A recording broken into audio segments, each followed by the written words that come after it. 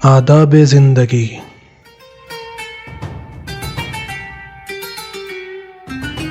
آداب خانہ داری، سفر کے احکام، لباس کے آداب اور بھی دیگر آداب جاننے کے لیے دیکھیے تہذیب الاسلام۔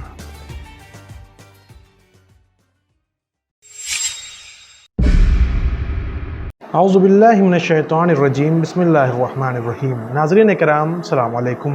ایک مرتبہ پھر تہذیب الاسلام کے اس نئے ایپیسوڈ میں آپ سب کو خوش آمدید کہتے ہیں۔ پچھلے ایپیسوڈ میں ہم نے علاج کی قسموں کے بارے میں جانا تھا۔ آج ہم مختلف بخاروں کے علاج کے بارے میں جانیں گے۔ مختلف بخاروں کا علاج۔ بہت سی حدیثوں میں وارد ہوا ہے کہ ہم بخار کا علاج کچھ نہیں کرتے سوائے اس کے کہ سیب کھاتے ہیں اور سر و بدن پر ٹھنڈا پانی ڈالتے ہیں۔ حضرت امام جعفر صادق علیہ السلام سے منقول ہے کہ بخار جہنم کے بخارات ہیں، اس کی حرارت کو ٹھنڈے پانی سے فرو کرو۔ دوسری حدیث میں فرمایا کہ بخار کے دفعیہ کے لیے دعا اور ٹھنڈے پانی سے زیادہ کوئی چیز نفع بخش نہیں۔ مفضل سے منقول ہے کہ میں حضرت امام جعفر صادق علیہ السلام کی خدمت میں گرمی کے موسم میں گیا۔ حضرت کو بخار تھا، دیکھتا کیا ہوں کہ حضرت کے سامنے ہرے ہرے سیبوں کا ایک طباق بھرا ہوا تھا۔ میں نے عرض کی، یا مولا، لوگ تو سیب کو بخار کے لیے اچھا نہیں سمجھتے۔ آپ نے فرمایا، نہیں، یہ تو بخار کو کھونے والا ہے اور حرارت کو کم کرنے والا۔ دوسری حدیث میں فرمایا کہ 3 تولہ قند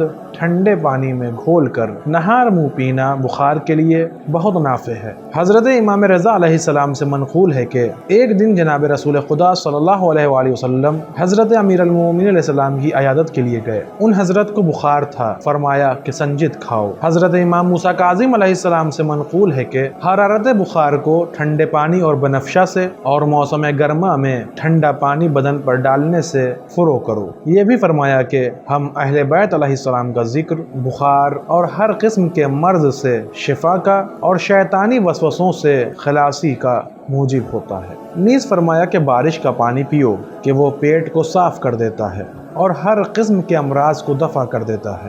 حدیث معتبر میں منقول ہے کہ حضرت امام جعفر صادق علیہ السلام نے کسی شخص سے دریافت کیا کہ تم اپنے مریضوں کا علاج کن کن چیزوں سے کرتے ہو؟ عرض کی، کڑوی کڑوی دوائیں پلاتے ہیں۔ فرمایا، جب کوئی بیمار ہو سفید قند پانی میں گھول کر دیا کرو۔ جس خدا میں یہ قدرت ہے کہ کڑوی دوا سے شفا دیتا ہے، وہ اس پر بھی قادر ہے کہ میٹھی سے شفا دے۔ ایک اور حدیث میں آیا ہے کہ کباب بخار کو دفع کرتا ہے، خصوصاً تب لرزہ کو۔ ایک اور حدیث میں فرمایا کہ ٹھنڈا پانی بھی بخار کو دفع کرتا ہے۔ یہ بھی فرمایا کہ میں 2 مہینے بیمار رہا، خدا نے مجھے الہام کیا، اس کے مطابق میں نے حکم دیا کہ تھوڑے چاول دھو کر بھون لیں اور چکی میں دل لیں۔ اس دلیا میں سے تھوڑا باریک کوٹ کر روغن زیت میں ملا لیا اور تھوڑا سا پانی میں ان دونوں کو ملا کر کھانا تھا کہ بخار جاتا رہا۔ یہ بھی فرمایا کہ پیغمبروں کی اولاد کا بخار اوروں کی بنسبت 2 گنا ہوتا ہے۔ حضرت امام محمد باقر علیہ السلام سے منقول ہے کہ بخار کا علاج 3 چیزوں سے کرنا چاہیے: قے، پسینہ، مسحل۔ ابراہیم جوفی سے منقول ہے کہ میں نے حضرت امام جعفر صادق علیہ السلام کی خدمت میں حاضر ہو کر چوتھیا بخار کی شکایت کی۔ فرمایا کہ مصری یا قند پیس کر پانی میں ڈال لو اور نہار منہ پیاس لگے اس میں سے پی لو۔ اس ہدایت پر عمل کرنے سے بہت جلد آرام ہو گیا۔ حضرت امام موسیٰ کاظم علیہ السلام نے تیسرے دن کے پرانے بخار کے لیے یہ علاج ارشاد فرمایا کہ کالے دانے یعنی کلونجی کو شہد میں ملا کر 3 انگلیاں چاٹ لیا کرو، کیونکہ یہ دونوں چیزیں مفید ہیں۔ شہد کی نسبت تو خدا فرماتا ہے کہ وہ لوگوں کے لیے شفا ہے، اور کالے دانے یعنی کلونجی کے لیے پیغمبر خدا صلی اللہ علیہ وآلہ وسلم فرماتے ہیں کہ اس میں سوائے موت کے ہر بیماری کے لیے شفا ہے۔ حضرت امام علی نقی علیہ السلام سے منقول ہے کہ چوتھیا بخار کے لیے سب سے اچھی یہ تدبیر ہے کہ باری والے دن فالودے میں شہد اور بہت سی زعفران ملا کر کھا لیں اور اس دن سوائے اس کے کچھ نہ کھائیں۔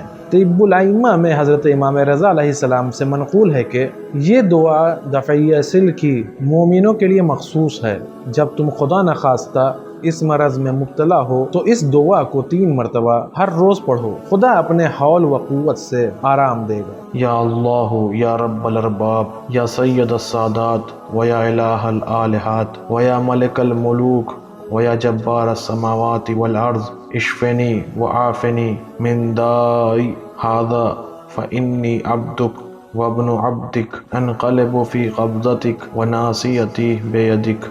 یا اللہ، اے پروردگاروں کے پروردگار، اے سرداروں کے سردار، اے معبودوں کے معبود، اے بادشاہوں کے بادشاہ، اے آسمان و زمین کے مالک، مجھے اس بیماری سے شفا عنایت فرما، کیونکہ میں خود تیرا بندہ اور تیرے بندے کا بندہ ہوں۔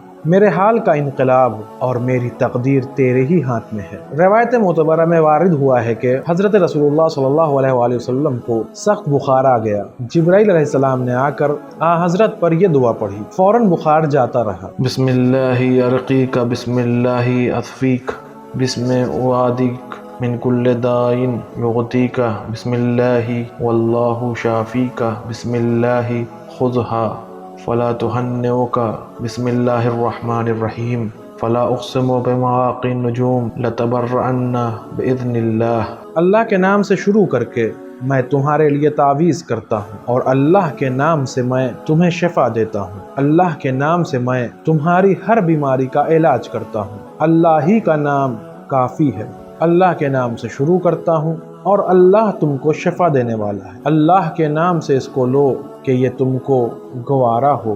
اللہ کے نام سے شروع کرتا ہوں جو معاف کرنے والا اور مہربان ہے۔ میں ستاروں کی جائے قیام اور جائے سیر کی قسم کھاتا ہوں، اللہ کے حکم سے اب یقیناً تم بیماری سے بری ہو جاؤ گے۔ کئی اور معتبر حدیثوں میں منقول ہے کہ کوئی بیمار اور درد والا ایسا نہیں جس پر 70 مرتبہ الحمد پڑھی جائے اور اس کی بیماری اور درد میں سکون نہ ہو جائے۔ دوسری روایت منقول ہے کہ ایک شخص حضرت امام جعفر صادق علیہ السلام کی خدمت میں آیا اور عرض کیا، مجھے 1 مہینے سے بخار ہے۔ طبیبوں نے جو کچھ کہا اس پر میں نے عمل کیے مگر بخار نہ گیا۔ حضرت نے فرمایا کہ تو اپنے پیراہن کے بند کھول کے سر گریباں میں ڈال اور اذان و اقامت کہہ کے 7 مرتبہ الحمد پڑھ۔ وہ شخص بیان کرتا ہے کہ اس عمل کے کرتے ہی بخار ایسا جاتا رہا جیسے میں قید سے چھوٹ گیا۔ ایک اور حدیث میں منقول ہے کہ ان حضرت کے فرزندوں میں سے ایک صاحبزادہ بیمار ہو گیا۔ آپ نے حکم دیا کہ 10 مرتبہ یا اللہ کہو، کیونکہ کوئی بندہ مومن ایسا نہیں کہ وہ 10 مرتبہ خدا کو پکارے اور خدا تعالی اسے لبیک کہہ کے جواب نہ دے، جس کا یہ مطلب ہے کہ اے میرے بندے، میں تیری استدعا سننے کو موجود ہوں، کہہ کیا کہتا ہے، اس وقت اپنی حاجت بیان کرے۔ آج کے اس ایپیسوڈ میں بس اتنا ہی، انشاءاللہ اگلے ایپیسوڈ میں پھر ملاقات ہوگی۔ تب تک کے لیے شکریہ، خدا حافظ۔ سدرة منتهى